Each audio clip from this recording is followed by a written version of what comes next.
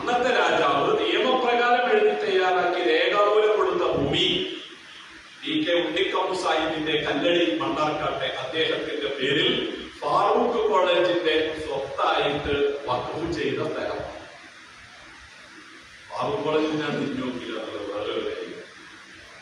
കോളേജിൽ അവര് തിരിഞ്ഞു നോക്കി.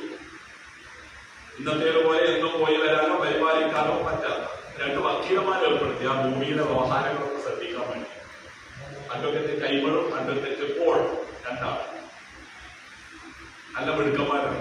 അതുകൊണ്ടാണ് ഇപ്പൊ ഈ വെള്ള നയിച്ചിട്ട കുറെ വർഗീയവാദികൾ ആ പ്രശ്നം ഉയർത്തിപ്പിടിച്ച് വിഷം കലക്കാൻ വേണ്ടി ശ്രമിക്കും. 2 പേരും നല്ല കച്ചവടത്തിൽ പൈസ വാങ്ങി കുറെ ആൾക്കാർക്ക് രേഖ ഉണ്ടാക്കി, അവിടെ കുടിയേറ്റം. എത്ര ഭൂമി വിൽപ്പന നടത്തി, എത്ര ഭൂമി പലർക്കും അനുവദിച്ചു. അവസാനം 2007 ഇടതുപക്ഷ ഗവൺമെന്റ് നിയോഗിച്ച ജസ്റ്റിസ് നസീർ കമ്മിറ്റി കണ്ടെത്തിയത് 404 ഏക്കർ അവിടെ വഖഫ് ഭൂമിയാണ് എന്നാണ്.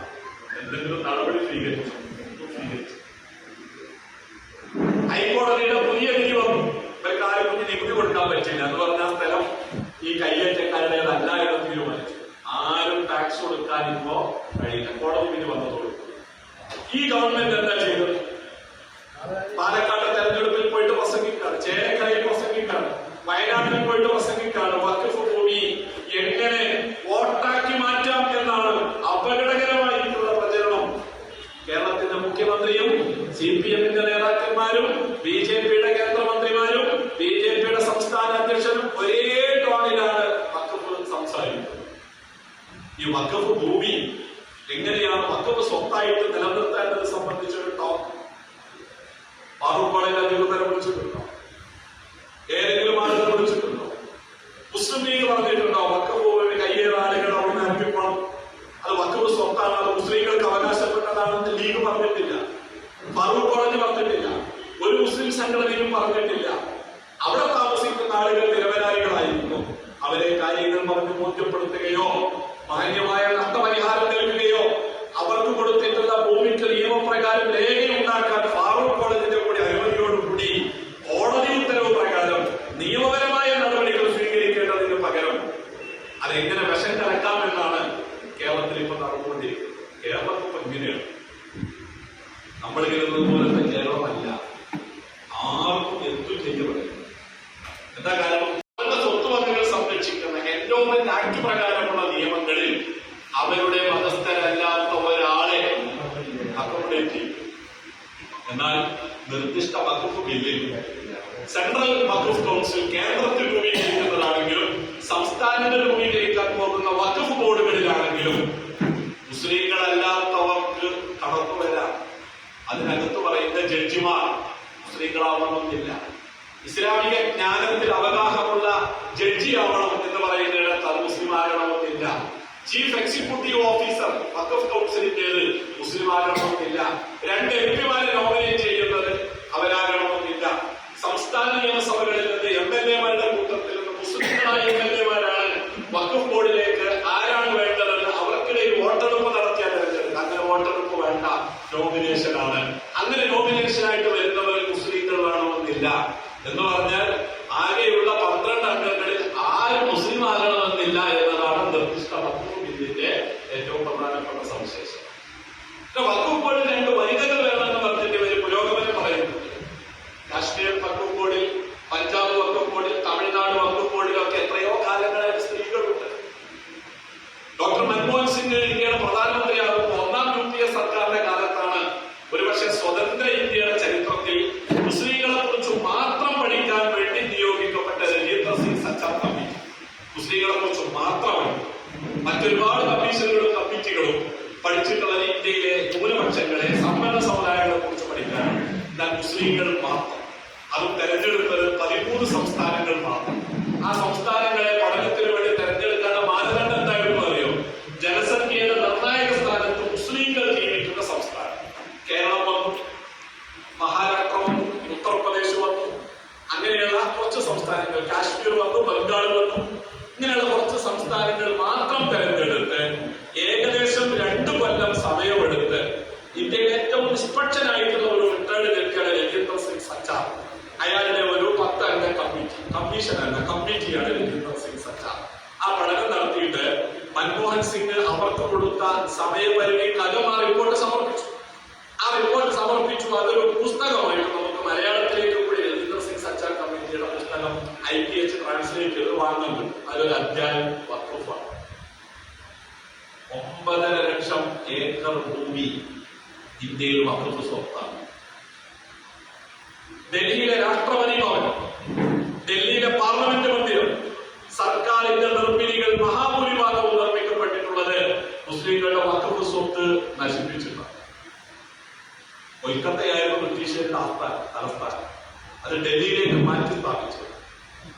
ഒരു ബ്രിട്ടീഷുകാരനെ കൊണ്ടുപോകും, എഡ്വിൻ എന്ന് പറയുന്ന ഒരു ബ്രിട്ടീഷുകാരനെ കൊണ്ടുവന്നിട്ട് ന്യൂഡൽഹി ഡിസൈൻ ചെയ്തത് ബ്രിട്ടീഷുകാരാണ്. ആ ന്യൂഡൽഹി ഡിസൈൻ ചെയ്ത സമയത്ത് ഡൽഹി മുഴുവൻ വഖഫ് സ്വത്താണ്. രാജ്യം സ്വാതന്ത്ര്യം നേടിയ സമയത്ത് ഇന്ത്യ വിട്ടുപോയ ധനികരായിട്ടുള്ള മുസ്ലിങ്ങൾ പലരും, പാകിസ്ഥാനിലേക്ക് പോയ സമ്പന്നരായിട്ടുള്ള മുസ്ലിങ്ങൾ ഏക്കർ കണക്കിന് ഭൂമി വഖഫായിട്ട് ദാനം ചെയ്തു. എന്താണ് വഖഫായിട്ട് ദാനം ചെയ്യാത്ത? രേഖകളില്ല, ആധാരം പ്രകാരമല്ല വഖഫ് പറയാ, ഓറൽ വഖഫാണ്. മുസ്ലിങ്ങളെ സംബന്ധിച്ച് എല്ലാറ്റിനും ഏറ്റവും പ്രധാനം നിയ്യത്താണ്. ഉള്ളോട്ട് പറഞ്ഞാൽ മതി, അത് വഖഫ് സ്വത്താണ്, അള്ളാഹുവിനെ സമർപ്പിക്കുക വഖഫ്. ഞാൻ നിങ്ങളോട് പറയട്ടെ, 9.5 ലക്ഷം ഏക്കർ വഖഫ് ഭൂമിയുണ്ട് ഇന്ത്യയിൽ മുസ്ലിങ്ങൾ.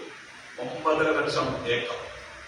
ഒരു പക്ഷേ ഇന്ത്യൻ റെയിൽവേ, ലോകത്തെ ഏറ്റവും വലിയ പൊതുമേഖലാ സ്ഥാപനം, ലോകത്തെ ഏറ്റവും കൂടുതൽ ജനങ്ങൾക്ക് തൊഴിൽ കൊടുക്കുന്ന സ്ഥാപനം ഇന്ത്യൻ റെയിൽവേയും ഇന്ത്യൻ പ്രതിരോധ വകുപ്പിന്റെ ഉടമസ്ഥതയിലുള്ള സ്ഥലവും കഴിഞ്ഞാൽ 3ാമത്തെ സമ്പന്നര് മുസ്ലിങ്ങളാണ്. ഈ വഖഫ് സ്വത്ത് വല്ലവരുമാണ്. 9.5 ലക്ഷം ഏക്കർ ഭൂമിയിൽ എന്തെങ്കിലും നിർമ്മാണ പ്രവർത്തനങ്ങൾ നടത്തി അതിന് കിട്ടുന്ന വരുമാനം കൊണ്ട് ഇന്ത്യൻ മുസ്ലിങ്ങളുടെ സമസ്ത പ്രശ്നങ്ങൾ പരിഹരിക്കാം. ഏതെങ്കിലും ഒരു ഭരണകൂടം വഖഫ് സ്വത്ത് ക്രിയാത്മകമായിട്ട് ഉപയോഗപ്പെടുത്തിയിട്ട് മുസ്ലിങ്ങളുടെ പ്രശ്നത്തിന് പരിഹാരം കാണാൻ ശ്രമിച്ചിട്ടുള്ള നമ്മുടെ പള്ളികളും അതുപോലെ തന്നെ വഖഫിന്റെ നിയന്ത്രണത്തിലുള്ള സ്ഥലങ്ങളിൽ നിന്നുള്ള വരുമാനത്തിൽ നിന്ന് 7% സംസ്ഥാനത്തെ വഖഫ് ബോർഡുകൾക്ക് കൊടുക്കണം. ഇപ്പോഴത്തെ നിയമം അങ്ങനെയാണ്. ഭേദഗതി ചെയ്തതിൽ പറഞ്ഞു 7% കിട്ടിയിട്ട് നമ്മുടെ വഖഫ് ബോർഡ് ചെയ്യേണ്ട ഉത്തരവാദിത്തങ്ങളൊന്നും നിർവഹിക്കാൻ കഴിയില്ല. ഏറ്റവും വലിയ കാരുണ്യ പ്രവർത്തനമാണ് വഖഫ് ബോർഡുകൾ ചെയ്യുന്നത്. നിർധനരായിട്ടുള്ള മുസ്ലിം കുട്ടികളുടെ വിദ്യാഭ്യാസത്തിന്റെ സ്കോളർഷിപ്പ്, നിർധനരായിട്ടുള്ള മുസ്ലിങ്ങൾക്ക് വ്യവസായങ്ങൾ തുടങ്ങാനുള്ള ലോൺ, വായ്പ, പലിശരഹിത വായ്പ, സ്കോളർഷിപ്പുകളൊക്കെ ഏർപ്പെടുത്തി പാവപ്പെട്ട മുസ്ലിങ്ങളെ സഹായിക്കാൻ വേണ്ടി കിട്ടുന്ന വിഭവം എന്താണ്? വഖഫ് ആദായത്തിൽ നിന്നുള്ള 7%. എന്നാൽ നിർദ്ദിഷ്ട വഖഫ് നിയമത്തിൽ പറയുന്നത് 7 വേണ്ട, 5 മതി എന്നാണ്. ആന്ധ്രയിൽ ഹൈദരാബാദിലെ IT പാർക്ക് ഉണ്ട്. ലോകത്തെ ഏറ്റവും കൂടുതൽ സിലിക്കൺ വാലി എന്ന് പറയപ്പെടുന്ന രീതിയിലേക്ക് വികസിക്കുന്ന ആന്ധ്രയിലെ IT സ്ഥാപനങ്ങൾ മുഴുവൻ നിലനിൽക്കുന്നത് ഒരു കാലത്ത് വഖഫ് ഭൂമിയായിരുന്നു. എത്ര വഖഫ് സ്വത്തുകളാണ് അന്യാധീനപ്പെട്ടിട്ടുള്ളത്? ഈ വഖഫ് സ്വത്ത് സംരക്ഷിക്കാനും മുസ്ലിങ്ങളുടെ ക്ഷേമ പ്രവർത്തനത്തിൽ ഉപയോഗിക്കാനുമാണ് കാലാകാലങ്ങളിൽ വഖഫ് നിയമങ്ങൾ ഭേദഗതി ചെയ്ത് വന്നതെങ്കിൽ BJPയുടെ ഭരണകാലത്തുണ്ടായ വഖഫ് നിയമം നമ്മുടെ വഖഫ് സ്വത്തുക്കൾ എന്നേക്കുമായിട്ട് നഷ്ടപ്പെടുത്താൻ പറ്റിയിട്ടാണ്. ഇതിൽ BJP മാത്രമല്ല, പുരോഗമനത്തിന്റെ മേലങ്കി അണിയുന്ന കേരളത്തിലെ ഭരണകൂടമാണ് സംഘപരിവാറിന് മുമ്പേ വഖഫ് സ്വത്തുക്കൾ കൈയടക്കുന്നതിന് വേണ്ടിയിട്ടുള്ള എല്ലാ അണിയറ പ്രവർത്തനങ്ങളും നടത്തിക്കൊടുത്തു.